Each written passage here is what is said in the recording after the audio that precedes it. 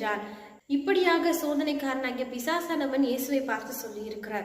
அந்த நேரத்திலையும் அவர்கிட்ட உலகத்தில் இருக்கிற எல்லா ஆஸ்திகளையும் எல்லா ராஜ்யங்களையும் தருவேன் என்று சொல்லியும் கூட இயேசு எப்படி அந்த சோதனைக்காரனை மேற்கொண்டார் அப்படின்னு சொன்னா, இயேசுவுக்குள்ளாக தேவன் அவரை எதற்காக அனுப்பினார் என்ற விருப்பமும் சித்தமும் முழுமையாக அவருடைய மனதுக்குள் இருந்தனாலதான் அவர் சோதனைக்காரனாகிய பிசாசானவன் சொன்னதை மேற்கொள்ள முடிஞ்சது. அதிலிருந்து ஜெயம் பெறவும் முடிந்தது.